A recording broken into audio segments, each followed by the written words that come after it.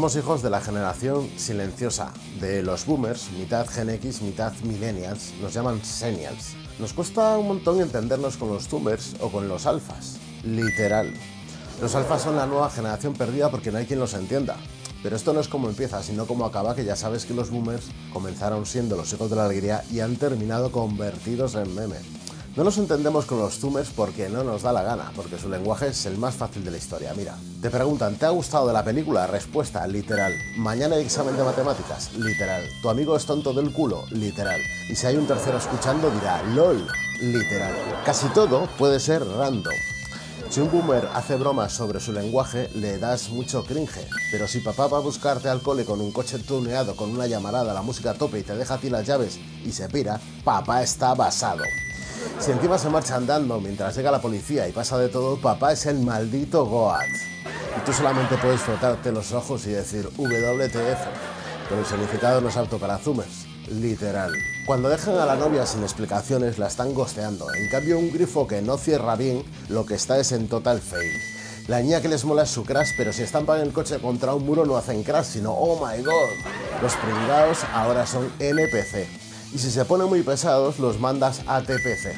Pero si nada de eso funciona, la fórmula secreta para que alguien se calle es bro, stop. Un desastre es un fail, el perdedor es un loser, el ascensor se queda bugueado y si tienes el día tontorrón estás in my feels. La risa es XD, el miedo a perderte algo se llama FOMO. Lo que mola tiene buena vibe y al sujetamelas de toda la vida lo que le gusta es sipear. Si lo tienes claro eres un sigma, si eres tonto sigue siendo tonto. Y si no quieres hablar me envías un meme. Como ves es sencillísimo, bro. Quedarse a ver el búnker, eso es mood total. Literal, ya termino el troleo. Bienvenidos a este programa un poco random.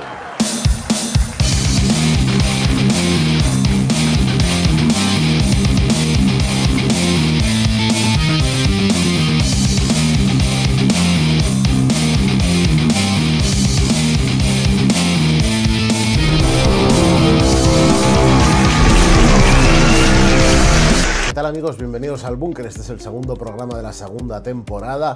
Hoy vamos a charlar con un mito del periodismo deportivo y de la radio. Nos visita el gran Agustín Castellote y entre otras muchas sorpresas y contenidos entretenidos te vamos a hablar durante un buen rato del tema del día. Y en nuestro reportaje del día va a estar dedicado al Digital Detox, a la desconexión. Se trata de una extraña moda de adolescentes que está dejando descolocados a padres y educadores. Y como siempre repasaremos los titulares más locos de la semana en nuestros titulares antivirales y te traeré las recomendaciones de un libro y de un disco que te van a encantar, así que ya lo sabes, suscríbete a Popes80 en YouTube, síguenos en Instagram, en X, en TikTok y en Facebook, todos los enlaces los tienes ya en popes80.com y ahora sí, acomódate, apaga el mundo exterior y quédate con nosotros aquí abajo en el búnker. ¡Empezamos!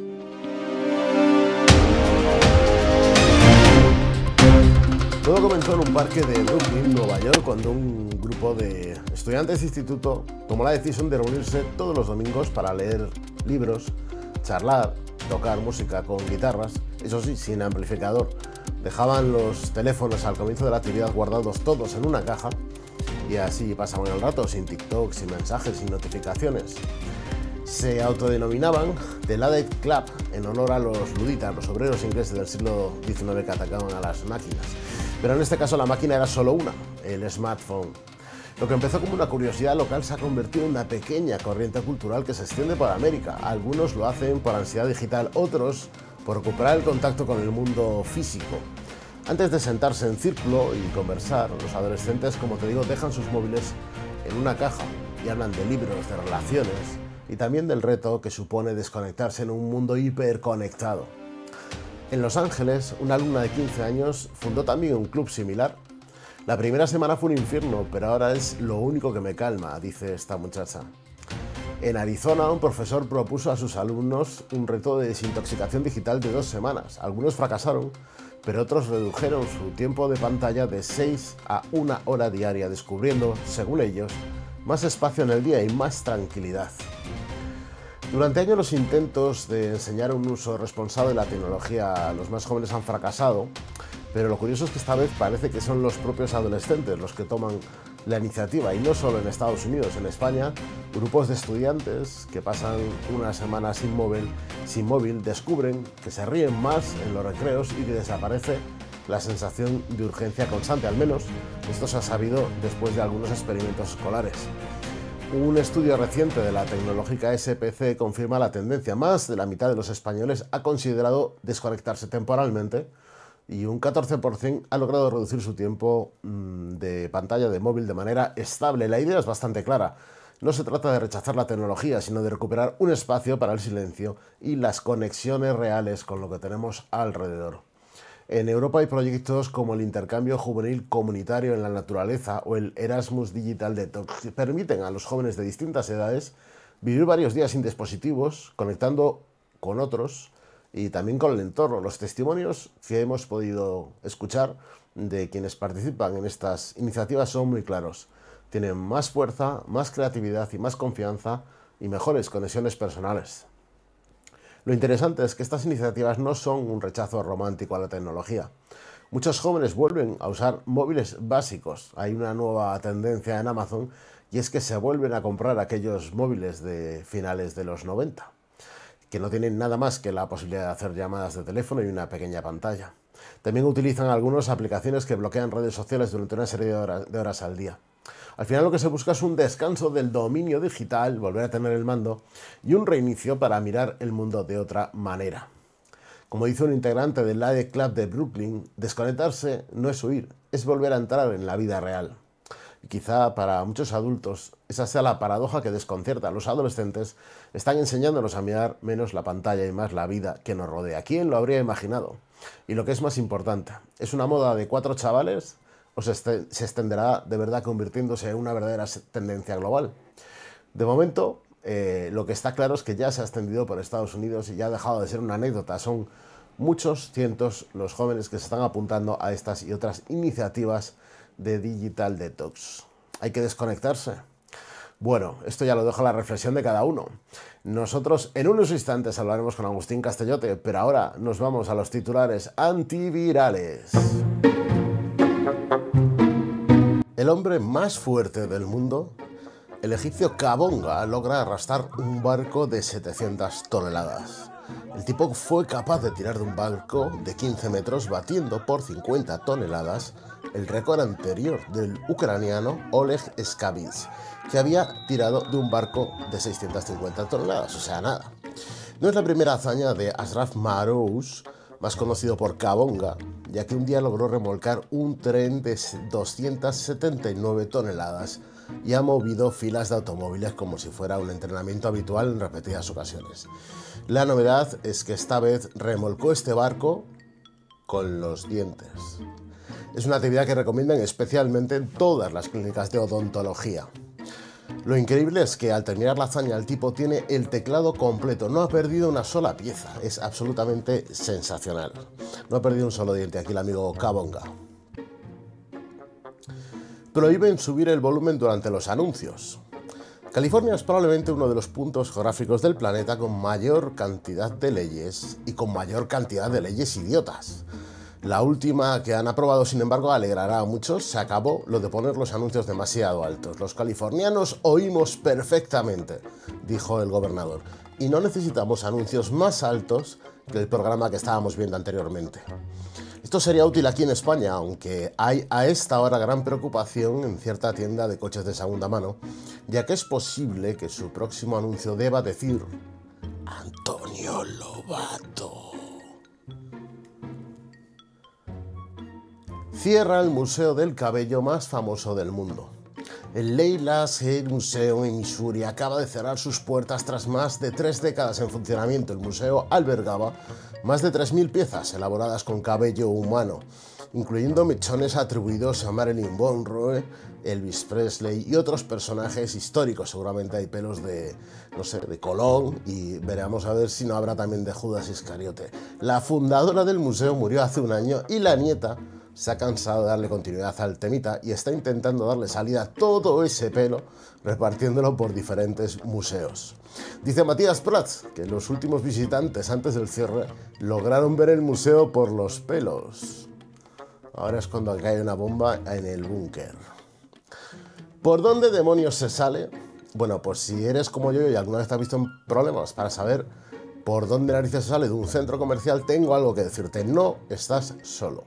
Ante la duda hay mil maneras de hacer el ridículo: acercar la mano a la célula fotoeléctrica de la puerta, esperar unos segundos enfrente, o incluso el clásico, que es bailar breakdance frente a la puerta con la esperanza de que el movimiento active la misma. Nada de eso.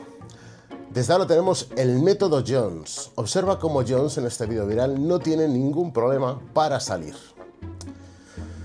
Amigo, esto es invencible. Bueno, pues ahora que hemos encontrado la salida, nosotros nos vamos también, pero a la entrevista con uno de los grandes de los años de oro de la radio deportiva española. Nos vemos ahora con Agustín Castellote. Bueno, queridos amigos del búnker, tenemos hoy una entrevista que me apetecía muchísimo hacer. Tenemos hoy con nosotros a una leyenda del periodismo deportivo, del periodismo en realidad, que todo es lo mismo. Don Agustín Castellote, bienvenido al búnker. ¿Qué tal, Itsu? Encantado de estar contigo. Y más, si me lo permites decir así, encantado de estar en el búnker, en los tiempos que corren, y después de que a Trump no le hayan dado el premio Nobel de la Paz, hay que tener un búnker a cierta distancia, ¿eh? Por si sí, acaso. Hay que tener un búnker siempre. Aquí estamos felices y en libertad, que eso siempre es importante. Lo más importante para un periodista. Agustín, yo te conocí hace un montón de años. Bueno, te vi por primera vez hace un montón de años. Obviamente no te acordarás, de milagro me acuerdo yo, porque siendo niño, en una excursión del cole, alucina, que esto creo que no te lo había contado nunca, nos llevaron a los estudios Antonio Herrero, donde hacía el programa José María García. Sí. Yo no recuerdo si era tarde, noche, no sé qué me da, que debía ser algo de tarde, quizá a la vuelta o algo. Y entonces allí efectivamente estaba José María García y parte de sus colaboradores, y en un momento dado entró Agustín Castellote en el estudio, a quien yo escuchaba siempre en la radio por la noche, claro, junto a José María García. Y se me quedó grabada una escena que me hizo mucha gracia, y es que yo veía a José María García hacer el programa con una relajación maravillosa, o sea, recostado, fumándose un puro, cómodo, sí, ¿sabes? O sea, con sus momentos de tensión, pero en general tal. Y cómo ibais entrando todos los demás del equipo en un estado de excitación espectacular. O sea, el rictus de la tensión, de estar trabajando, de estar buscando la última hora, de tal. Era un contraste que ya te digo, siendo niño me dejó marcadísimo, y lo comentamos todos, ¿no? Y Dios mío, ¿cómo trabaja este equipo? Y qué tranquilo está el líder. Es fundamental para que el que está ahí, el que está dando la cara, el que está teniendo toda la responsabilidad, esté tranquilo. Tú tienes que tener a un montón de gente a tu alrededor, no que esté nerviosa, pero sí que esté activada absolutamente, ¿no? En tensión, claro. Eso es lo que le da tranquilidad a la persona que tiene que dar la cara. Qué bueno. Yo te escuché, si me permites que empecemos por esta etapa. Te escuché o te leí no hace mucho una cosa que no sabía y que me llamó muchísimo la atención, y es la manera en que te enteraste de la muerte de Antonio Herrero estando en Antena, si no leí mal, ¿no? ¿Cómo recuerdas aquel momento? ¿Me permites que haga algo antitelevisivo, antiradiofónico y anti todo, ya que estamos en Por confianza? supuesto. Y este es un programa absolutamente distinto a todo lo demás. ¿Me permites que me levante un momento y te enseñe, claro, y os enseñe un documento que tengo guardado? Este es una especie de archivo de vieja leyenda, ¿no? Que tengo yo aquí, con todos mis recuerdos, trofeos y demás. Te voy a enseñar un documento. Nos encantará verlo, claro. No he enseñado nunca a nadie. Ese documento, te anticipo, antes de levantarme y tener la poca educación de daros la espalda durante un segundo, ese documento es el que me pasan a mí cuando estaba en directo y que me dejó frío absolutamente, porque yo quería mucho a Antonio, como le queríamos todos, ¿no? Pero yo tenía una relación muy especial con él porque, se había portado muy bien, y te voy a enseñar algo que yo creo que no he enseñado nunca. Forma parte de esos recuerdos que tienes ahí. ¿Me permites? Y claro, no os claro. Por lo que voy a hacer. Son 5 segundos, ¿eh? 5 segundos. Nuestra gente estará deseando verlo. Todos nuestros telespectadores, quizás los más jóvenes no se acuerden, pero Antonio Herrero era la referencia radiofónica del momento, era el primero de la mañana, y era un periodista enormemente admirado por todos los que soñábamos un día con ser periodistas, ¿no? Ya estoy aquí hecho. Vamos a ver, mira, te lo voy a leer y luego lo voy a enseñar a ver si lo puede recoger la cámara. Está escrito a bolígrafo, con la premura del momento, la tensión, los nervios y todo lo demás. Dice así: no te asustes, ni te inmutes, mantén la calma y no digas ni pío, hasta que yo te lo diga. Ha muerto Antonio Herrero en Marbella. Este es el documento que envían. Vamos a ver si lo podéis ver. Sí, levantar un poquito más que se verá mejor. Ahí está perfecto. Ahí, lo estáis viendo, ¿no? Es impresionante. Esto te lo pasan mientras estás en la antena, claro. En antena. Y pasan y me pasan esto y lo estoy leyendo según estoy hablando. Es el momento más duro y más terrible que yo he vivido en la radio, repito, porque teníamos una comunión, nos llevábamos muy bien y según estaba en la vorágine de un programa de varias horas que era un sábado por la tarde, y entre partido y partido de pronto me pasan esto y lo estoy leyendo según estoy hablando. Y esto era, por situar a nuestra gente, era mes de mayo de... No, soy muy malo para... Yo creo que él murió en el puente, yo juraría que murió en el puente de mayo y del 98, 99, 98. No quería cometer el error, ¿no? Sí. Yo a él le tengo en la memoria, pero he preferido olvidarme de todo lo que rodeó en ese momento, porque fue terrible, claro, para nosotros. Esto que te acabo de enseñar es bueno, pues historia viva, mi totalmente, historia. Aprendes, totalmente. Pasan y me dicen ni te asustes ni te inmutes. ¿Y cómo se puede seguir haciendo radio en un momento no me lo preguntes, no me lo preguntes, porque me dijeron, luego inmediatamente volvieron a decirme, tienes que seguir hasta que preparemos un programa especial que estamos empezando. Claro, nadie sabía nada, lo estaban empezando a preparar, a buscar personajes, entrevistas, cosas, un monográfico sobre Antonio Herrero, pero eso necesitaban varias horas. Claro. Y yo tenía que tirar adelante esas horas y bueno, pues gracias, lo que decía antes, al equipo maravilloso de gente que te arropa y que te da tranquilidad, pues con muy pocas ganas, pero lo tuvimos que hacer. Tú sabes cómo es esto y sabes que a veces te tienes que olvidar de las cuestiones personales para seguir al frente. Es muy bonita la anécdota, porque yo estaba pensando, evidentemente tú lo conociste muchísimo más, yo a Antonio solo lo conocí como oyente, ¿no? Que no es solo, es mucho, pero solo como oyente. Pero estoy pensando que quizá es exactamente lo mismo que habría hecho él, ¿no? Seguro. Antonio era un tío que se comportaba de una forma delante del micrófono, agresivo, duro, crítico, etcétera, etcétera. No dejaba títere con cabeza, como yo digo, pero luego era un tipo entrañable en el trato, en el tú a tú, ¿no? Tenía un sinfín de enemigos, y además enemigos poderosos, producto de su periodismo, que es el periodismo que a mí siempre me ha encantado, es decir, aquel que pisa callos, aquel que hace doler, pero diciendo la verdad, ¿no? Pero luego, cuando salía del micrófono, pues era un tipo que, yo te puedo decir, creo que tampoco lo he contado nunca, que yo seguí en la COPE por Antonio Herrero, porque fue él el que me... yo tenía una oferta muy importante para salir de la COPE y tenía la decisión tomada, y Antonio me metió en su despacho, que era el mío anterior, o sea, él ocupó mi despacho. Cuando llegan de Antena 3 todo, yo estaba en la COPE, y entonces él ocupó y en aquel pequeñito despacho que teníamos, bueno, pues tuvimos una larga conversación y bueno, me convenció, porque no era tan difícil convencerme, claro. Bueno, aparte que dicen que era extraordinariamente persuasivo cuando quería una cosa, ¿no? Sí, no tengo ninguna duda, porque además, claro, tú te sentabas con él y tenías la imagen de ese tío que sale con una fuerza tremenda, porque era la madrugada y salía con una fuerza como si se hubiera metido cualquier cosa, ¿me entiendes? O sea, yo decía, pero bueno, este tío con esa fuerza, ¿cómo empieza la mañana, no? Pero luego te esperabas ese tete-a-tete, no, ese tío, y luego era encantador, era súper amable, siempre con una sonrisa, siempre, bueno, en fin. Qué bonito.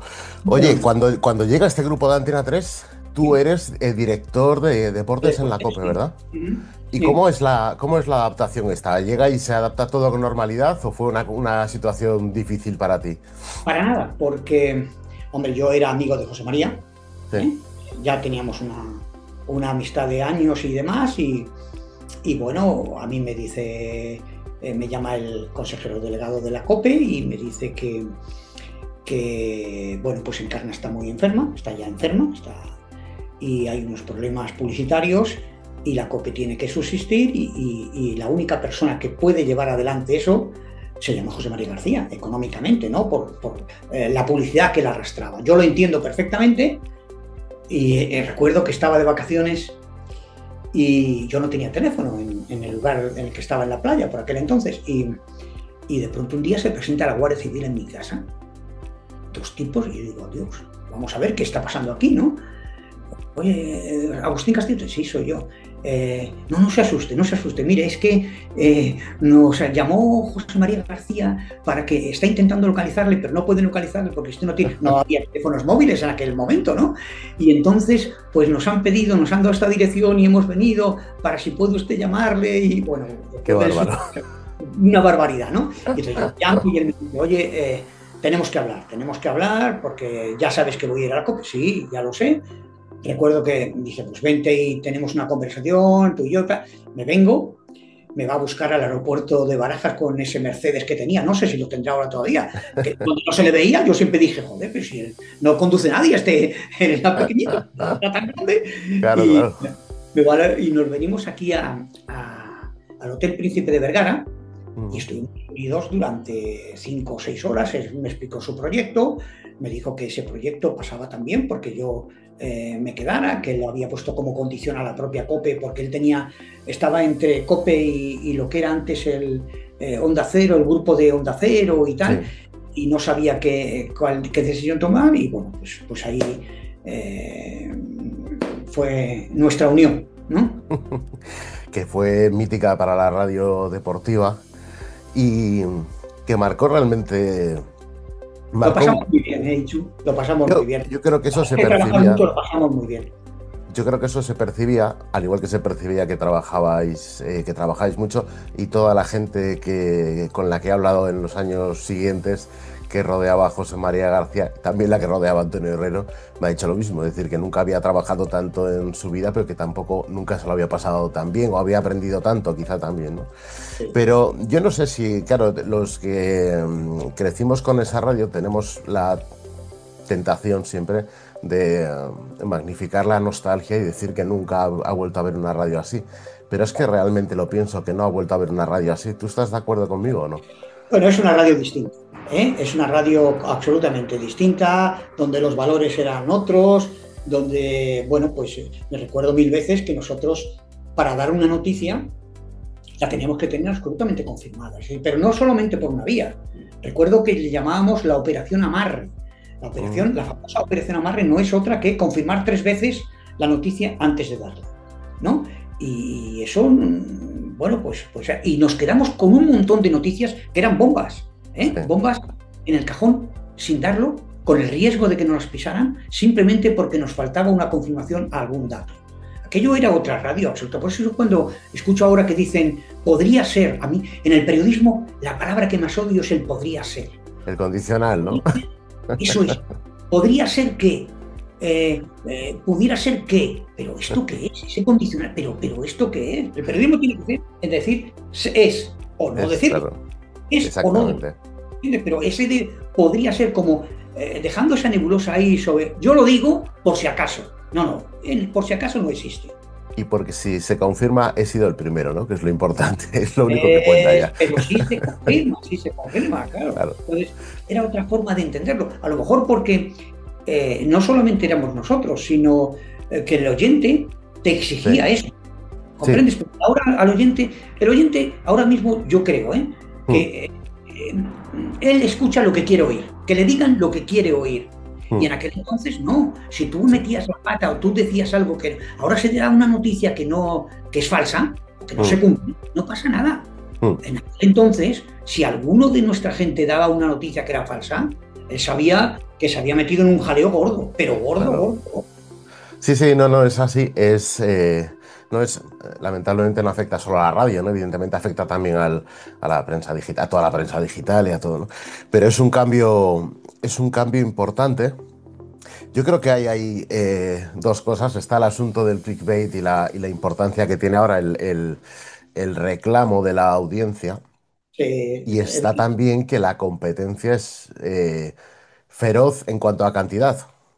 Quiero decir, no compites con la radio de enfrente o no compites con el periódico de enfrente, compites con un auténtico universo inabarcable. que mira, y yo, Entonces, claro, perdona que te diga, en este sí. sentido, yo creo que es un contrasentido, ¿no? Pero que el periodismo tiene mala prensa. Puede chocar, pero el periodismo de hoy tiene mala prensa, muy mala Sí. prensa. Es decir, yo recuerdo en mi época, hace 10, 15 años, eh, que a mí me decían, ¿tú en qué trabajas? Y yo me sentía orgulloso de decir, soy periodista. Me sentía orgulloso. Para mí era un orgullo el decir, soy periodista. Y la gente me miraba y decía, joder, es periodista. Como, no sé si admiración, pero por lo menos respeto. Sí. Hoy en día, desgraciadamente, dices que eres periodista y la gente te mira con un recelo, te mira como diciendo, joder, este es periodista. A saber quién lo ha comprado, a saber dónde. Es que ha cambiado todo Bueno, absolutamente. yo te cuento aquí en primicia y en exclusiva la pregunta que más me hacen, pero con diferencia cada vez que digo que soy periodista. Y es, ¿pero periodista de qué palo eres periodista? ¿De Claro, qué palo eres? claro, Yo- claro. que yo me quedo como que de qué palo. O sea, están buscando el carnet. Es como si todo el mundo se ha acostumbrado ya a que tenemos que llevar una etiqueta puesta de partido, ideológica o lo que sea, ¿no? Pero es triste que sea así, ¿eh? O sea, Es triste, pero es la realidad. Y en parte la culpa la tenemos nosotros y nuestras asociaciones. Es decir, mm, que no hemos sabido defender el periodismo frente a esas trampas que nos han colocado. Mira, yo veo a veces tertulias televisivas o radiofónicas donde hay una perversidad absoluta. Han aparecido unos activistas ideológicos que se enfrentan al periodista en el estudio argumentando solamente ideología frente a un periodista que ha hecho un trabajo, porque hay grandísimos periodistas, ¿eh? Primero quiero reivindicar la profesión y quiero sí, reivindicar el periodismo, porque hay tipos que se juegan el bigote y que están sacando, bueno, a las pruebas me remito, información contra el gobierno, contra la oposición, contra todo. O sea, seguimos, el periodismo sigue vivo, pero mm, frente a ese periodismo han aparecido, quizá porque interesa vender, activistas ideológicos que se sientan en la misma mesa y que sin tener los argumentos que tiene un periodista empiezan a opinar y a opinar claramente hacia un lado. Entonces el periodista sí, tiene dos caminos. Uno, enfrentarse a él y se pone a su altura, o otro decir, no, no, yo he trabajado el periodismo, yo he trabajado la información, yo soy crítico con quien tengo que ser crítico y yo no me voy a poner a la altura de este señor, ¿no? sí, Por ejemplo, te doy otro sí, ejemplo. Ahora hay una tendencia a un personaje que ha aparecido también en los medios de comunicación que se llama politólogos. ¿Qué sí. es politólogo? A ver, ¿alguien me puede explicar qué es un politólogo? Un señor que se sienta, volvemos ahí, en un estudio y que opina de todo, le da igual, que Sí, sea deportes, aviación, sabe de todo, sí, sí, sí. pero enmascarado en esa figura que decimos politólogo, Mm, puede hablar de todo, o sea, sin cortapisas. Nadie le va a sí, decir, oye, esto no es así, oye, no, no, no, no, no. Yo sí, puedo sí. decir lo que me dé la gana, cuando quiera, y me enfrento al periodista de turno. Sí, además está muy mal visto decir, no, mira, de este tema no voy a hablar porque no tengo ni idea. Eso no No, no, existe, ¿no? no lo oirás nunca. Bueno, y en todo caso, si lo oyes, será de algún periodista, como yo te digo, que tienen Sí, todos los respetos, que trabaja la información y que en un momento determinado dice, no, no, yo ahí no entro porque no lo sé. Pero estos otros que te digo, activistas ideológicos o politólogos, me imagino que habrá excepciones y que a lo mejor estoy cometiendo un grave error, poniendo sí. todos en el mismo, ¿no? Pero esta gente es que le da igual, ellos van y saben el discurso que tienen que soltar y ya está. Oye, Agustín, volviendo a esta época COPE, ¿Mm?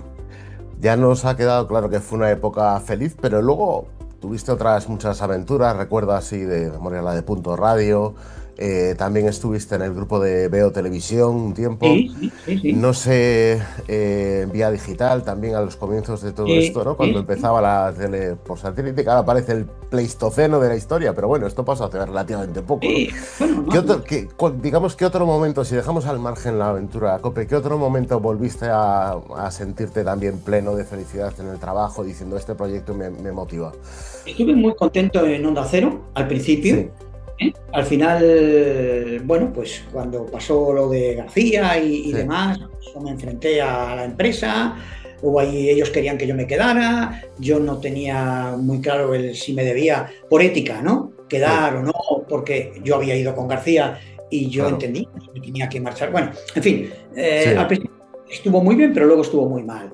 mm, Después recuerdo que yo acabé muy mal porque discutí con ellos y bueno, hubo ahí una serie de líos y hice un conato de dejar la radio y decir, mira, yo no me voy a enfrentar más con estos que tienen todo el poder y tal. Pero luego, bueno, y ahí fue la época también de Onda Cero y Veo Televisión, ¿no? ah, bueno, claro, sí, Sí, sí, sí, sí, sí. Entonces, tanto García como yo lo pasamos muy mal, sí, porque fuimos traicionados mm, eh, desde el mundo de la política y desde el mundo bueno, de la comunicación, fuimos sí, traicionados.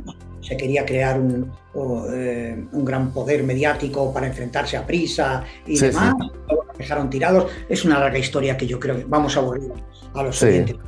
Entonces, yo me encontraba muy mal y decidí dejarlo.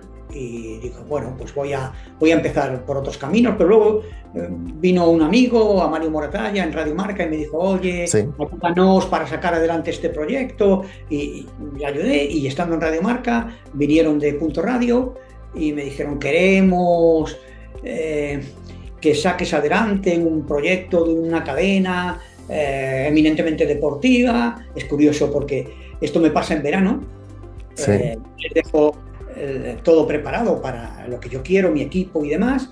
El director general maravilloso, me abría la puerta y me voy de vacaciones y en las vacaciones leo que han cesado al director general. El otro que vino, pues no creía en el deporte ni creía. Entonces yo tuve muchos problemas. Muchos problemas con él, con ellos y al final llegó un día en el que, bueno, pues cambian a ese director general, viene otro nuevo, un señor encorbatado, muy serio, con cara de estreñido y gran despacho, pero ni una sola radio en el despacho, aunque era el CEO de la radio. Y bueno, me llamó y bueno, es que no merece la pena. Él había tenido presiones para Mm, que yo cambiara mi forma de hacer periodismo. Él me dijo que tanta crítica que no le gustaba a la gente, que había que olvidarse un poco del periodismo de investigación y había que sí, hacer un periodismo más animado, me sí, dijo. Te voy a poner a tu lado a un animador para que ah, sacáis aquel otra radio que empezó a verse, ¿no? sí, sí, Y sí. yo le dije que ese periodismo no era el mío y que me iba a mi casa y ahí se acabó todo y nada, no hay más, no hay más. No, ese no era mi periodismo, entonces yo o hacía el mío o no estaba dispuesto a ceder ni un centímetro. Entonces, como ellos querían otra manera de hacer periodismo y yo no iba a ceder, pues nos fuimos por otros caminos. Es un poco, bueno, no sé si lo interpretaste como un cambio de ciclo personal o realmente como un cambio de ciclo casi generacional entre generaciones de periodistas, ¿no? Generacional. Generacional. No, no era un tema personal. De hecho, a mí este señor con cara circunspecto y como yo digo, de estreñido, con una gran corbata y asiduo a los palcos de fútbol y amigo de los presidentes de fútbol, me dijo, no, si nosotros estamos muy contentos contigo, si creemos en ti, si tú, vamos, tú eres el presente y el futuro, si, ya sabes, pasando la mano por el lomo, mientras me decía, sí, pero tienes que hacer otro periodismo, no puedes ser tan crítico, no puedes meterte tanto con la gente porque esto no va a ningún lado, el periodismo está cambiando, ya lo has visto, que en otras emisoras se ríen mucho y entonces la gente le sigue, sobre todo la audiencia más joven y tal, Sí, y ese periodismo, fichen ustedes a ese señor o a esos señores. claro, para que lo haga. Que realmente el periodismo deportivo ha terminado ahí, al final. Desgraciadamente, no sé si con alguna excepción o no, tampoco lo sigo tanto, pero bueno, los que conozco yo han terminado todos ahí, ¿no? mira, Haciendo una cosa que yo creo que igual puede estar de acuerdo conmigo, que es a veces es muy entretenido y puede ser hasta gracioso y tal y cual, pero no tiene nada que ver con lo que era. O sea, quiero claro, decir, no, es entretenimiento, ¿no? Es... claro, ¿sabes lo que pasa? Que es entretenido lo que tú dices, pero es entretenido. Trata de que la gente se lo pase bien y se divierte. Y me parece bien, o sea, yo no voy a criticarlo, ¿no? Pero no es mi periodismo. Ese no Claro. tiene nada que ver con la forma en que yo entiendo el periodismo. Siempre digo, a lo mejor cuando tenemos una tertulia con amigos y hablamos de estas cosas y me dicen, joder, en vuestra época era completamente distinto. Digo, en nuestra época nos pasábamos el día en los juzgados, ¿eh? Claro.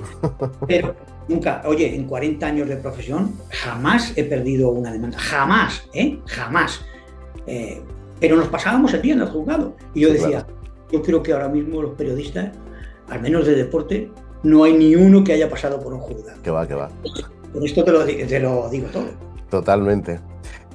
Oye, sobre todo pensando en los años buenos, evidentemente te tocó cubrir y vivir de cerca un montón de acontecimientos deportivos. Luego te voy a hacer la misma pregunta enfocada al periodismo de investigación que me apetece, ¿no? Pero en cuanto a acontecimientos deportivos, ¿cuál de todos es quizá el que recuerdas con mayor emoción y el momento que dijiste, joder, he vivido un momento histórico o he disfrutado muchísimo trabajando hoy en esto porque hemos conseguido esto otro, porque hemos ganado esto otro? ¿Cuál recuerdas así? Los Juegos Olímpicos de Barcelona. Sí, Mira que yo he estado en Sydney, en Australia, en Atlanta, en Corea, en muchísimos juegos, pero los de Barcelona fueron increíbles. Quizá por el contexto sociopolítico que había en claro. ese instante, quizá porque el deporte español fue una eclosión tremenda, lo de Barcelona, no lo sé. Fueron una serie de argumentos que se juntaron para hacer, para mí, el acontecimiento de mi vida. Fue el acontecimiento de mi vida, sí. Porque luego he Aquellos, tenido otros, pues con la selección española, con el Real Madrid, con el Barcelona, la Copa de Europa de Wembley del Barça, con aquel gol de Koeman, que yo creí que se nos caía Wembley, estábamos sentados y empezó a retumbar aquello, cuando el Madrid le gana a la Juventus también, en Ámsterdam fue, ¿no? Sí, la final, fueron momentos muy bonitos, pero como los Juegos de Barcelona, ninguno. quizá alguno del ciclismo también, ¿no? Que era otra época también en la que se seguía con verdadera pasión, ¿no? Sí, bueno, yo te podría contar anécdotas, podemos estar hasta mañana hablando porque eran tiempos, pero había una competencia brutal, había una competencia bestial, no te puedes ni imaginar. Yo me acuerdo, te voy a contar una anécdota que no creo que tampoco la he contado nunca.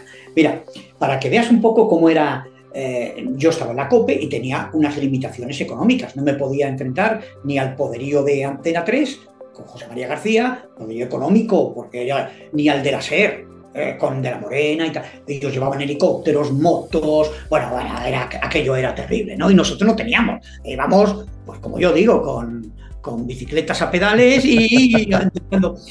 pero yo motivaba a mi gente, al equipo que yo llevaba en la vuelta, y les decía, tenemos que estar ahí. Es que no tenemos motos para tal, es que José María les mete en la radio y habla con ellos. Es que me da igual, la radio es imaginación y tenemos que imaginar algo para hacerlo.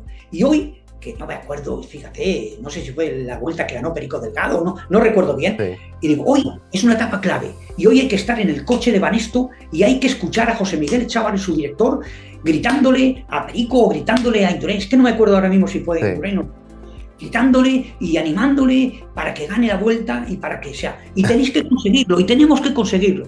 Y el redactor no se va a enfadar conmigo porque diga que era Jesús Zamora, extraordinario, un profesional extraordinario de Zaragoza, Sí. y se lo tomó a pecho. Y digo, tú te metes en el coche y te pones paralelo al coche de Banesto y le metes el micrófono ahí y quiero oírle. Bueno, total, que va la etapa y de pronto le doy paso, adelante, tal, y le oigo al otro, vamos, que lo tenemos, que lo ganamos, escuchándolo. Yo digo, madre mía, qué espectáculo. El otro, venga, Indurain, venga, que ganamos. No, termina la etapa, un espectáculo radiofónico que no te pueden imaginar. Sí, le vengo y le digo, oye, te felicito, eres el mejor. ¿Ves cómo no necesitamos medios? Y se me queda mirando así con una cara y me dice, si supieras que el que gritaba era el compañero conductor del coche, no era el director, pero para crear ese... Me va a perdonar, yo sé que... O sea, le había dicho al conductor, tú gritas como si fueras el director, y el otro gritaba y Claro, dice, claro. he conseguido que la gente crea que era el director, y yo lo quería matar. Maravilloso. Primero lo quise matar, y luego me partí. Digo, Joder, que es muy bueno. O sea, que ese que yo creía que era el director, que gritaba, vamos, que ganamos. No, no, era nuestro conductor que estaba haciendo como si fuera el director. Pero es un poco fruto de la competencia que había entonces, que te llevaba a hacer cosas extremas, ¿no? En concreto en las... Si querías competir tenía que ser así, ¿no? No Claro. teníamos... En las etapas de la vuelta, por ahí un montón de vídeos de YouTube de periodistas discutiendo por el ganador, ¿no? Te había pactado conmigo la entrevista, ¿no? No, llegaba García, no, me lo llevo yo. Te voy a contar un tema muy bueno. Yo no sé el tiempo que tenemos y si te apetece que... Pero, sí, no, ya estoy feliz, ¿no? Tenemos unos minutillos aún. Fue el peor día de mi vida, el peor día de mi vida. Cuando Indurain gana el 5.º Tour de Francia, era el miércoles, me parece, ya sabíamos que lo iba a ganar, me llama García, ¿y qué hacemos? Tenemos que hacer algo distinto. Digo, yo no sé lo que vamos a hacer, que si es que lo hemos hecho todo, el año pasado lo tuvimos, digo, ya, pero me dice, tenemos que hacer algo distinto. Digo, pues a ver, y me dice, piensa, dime algo. Digo, no, es que no sé, ya no sé, lo hemos hecho todo. Y me dice, ¿y si metemos al rey? El rey Juan Carlos, el rey emérito. Y digo, estás loco. Y dice, ¿y si le metemos? Y dice, mira, vamos a hacer una cosa. Tú te vas al Tour a París y te encargas de tener a Indurain. Y yo me encargo y me dice García, yo me encargo de tener al rey. Bueno, me voy al Tour, llego allí y toda la cadena SER, de La Morena, el querido y añorado Pepe Domingo Castaño, todos la SER. Y me dicen, me ven que me dirijo a él, a Indurain, y me dice, no, porque estos me quieren tan bien y si me voy contigo se van a enfadar conmigo y voy a tener un problema y nada. Entonces le digo a Indurain, Miguel, va a estar el rey y quiere hablar contigo. Y dice, no me jodas. Y me dice, no me estarás engañando. Digo, hombre, ¿cómo te voy a engañar? Puedo engañar con eso. Y dice, bueno, vale, pues cuando esté el rey, me llamas, era la cena, estaba todo el mundo, me llamas y yo me levanto y voy a la mesa en la que estás tú y hablo con el rey. Y yo le llamaba a García y le decía, ¿seguro que está el rey? Que sí. Digo, es que me mata Indurain. Como no esté el rey y le haga pasar por ese trago, me mata, ¿eh? Y me decía que sí.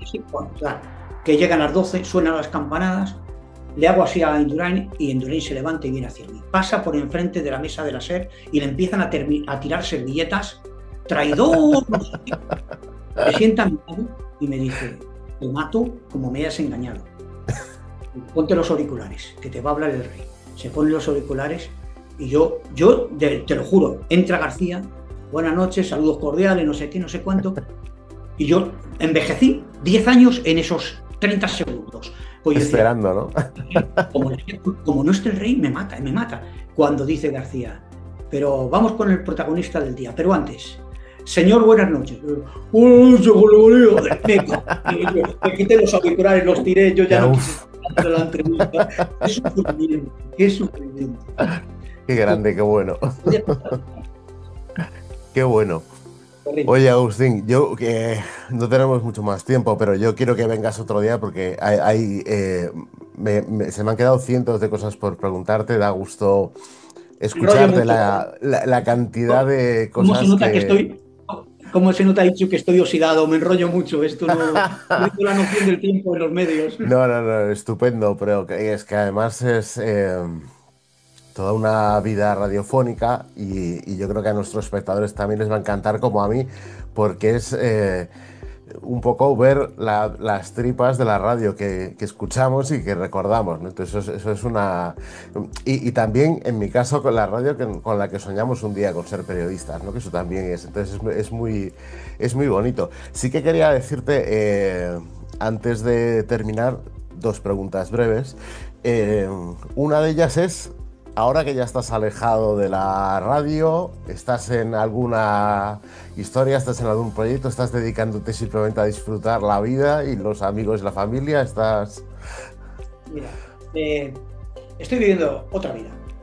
Como decía aquel, estoy viviendo. Hace poco tiempo escuché al expresidente de Extremadura, Vara, que acaba de fallecer. Yo tenía una cierta relación con él, porque es más barcelonista que Messi o que Busquets, ¿me entiendes? Era barcelonista y tenía mucha relación con él. Y le oí que dijo, desde que me dijeron que tenía cáncer y que era casi terminal, he aprendido a vivir otra vida. Distinta, pero otra vida. Hay otra vida detrás de ese personaje que conocemos. Yo estoy viviendo esa otra vida. La vida que no he podido vivir cuando era un profesional de la radio, que me dediqué en cuerpo, eso sí, en cuerpo y alma, pues la estoy viviendo ahora. Bueno, con decirte que después de muchos años he bajado mi hándicap de golf a un dígito, con eso te lo digo. No, fui feliz. Qué bien, qué bien. Fui feliz en la radio y he conseguido ser feliz después de...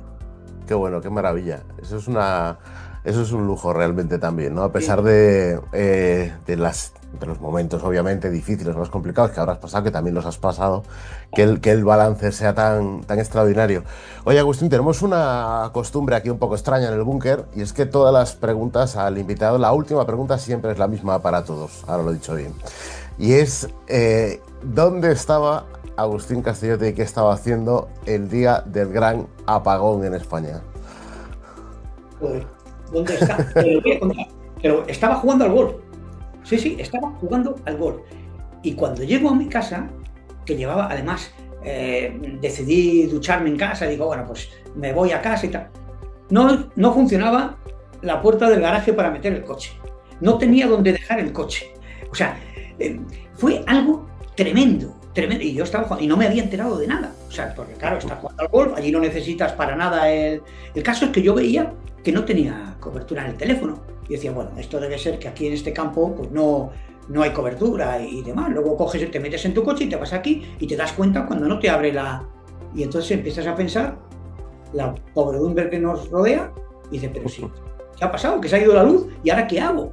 ¿Ahora qué hago? Es que no funcionaba el ascensor, no podía subir la bolsa de golf, que es un bolsón de miedo, no podía dejar el coche, no podía hacer nada. Digo, qué pobres diablos somos, ¿no? Cualquier cosa que pase nos hunde en la miseria. Pues sí, estaba jugando algo, que es, por otra parte, mi gran pasión. Sí, ¿no? Bueno, oye, qué maravilla. Los mortales tenemos estas cosas mundanas, ¿no? Te veo en plena forma, Agustín? A veces te lo digo, o sea, te veo extraordinariamente bien. Pero eso es porque estoy muy a gusto aquí. Me alegro mucho de verte también, además, y te agradezco un montón que hayas estado aquí en el búnker. Me da rabia no tener el doble de tiempo hoy para charlar contigo, pero te emplazo a que más adelante volvamos a hablar de la radio y volvamos a hablar de otros temas aquí, si te apetece, ¿vale? Cuando tú quieras. Siempre es bueno tener un amigo que tiene un búnker, por si acaso. Por si acaso. Muchísimas gracias, Agustín Castellote. Hasta la próxima. Un abrazo, dicho.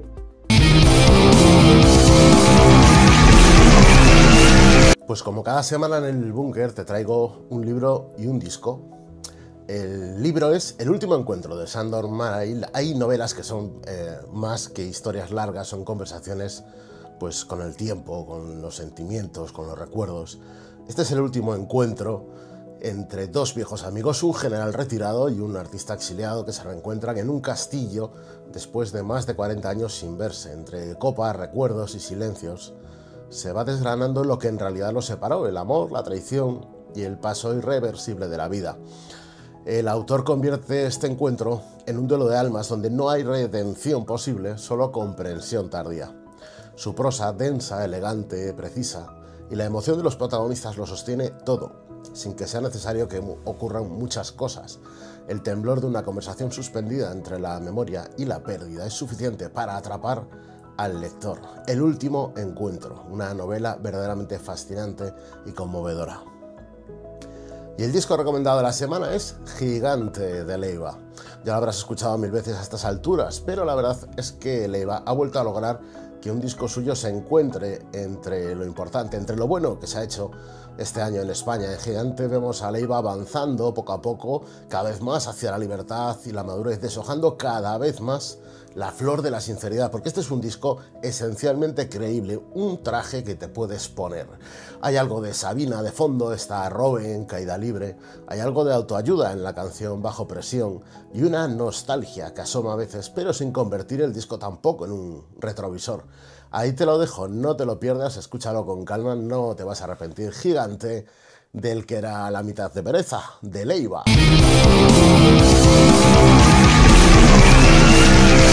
Y en fin, amigos, hasta aquí el búnker de hoy. Ha sido nuestro segundo programa de esta segunda temporada. Ya sabes que nos vemos todos los martes a las 10 de la noche en popes80.com. No olvides suscribirte al canal de YouTube de Popes80 para estar al tanto de todo y ver los programas anteriores. Recomiéndanos en las redes sociales. Y ya sabes también que nos leemos a diario en popes80.com con un montón de contenidos únicos, exclusivos y sugerentes que no encontrarás en ninguna otra parte. Que tengas una feliz noche y hasta el martes que viene.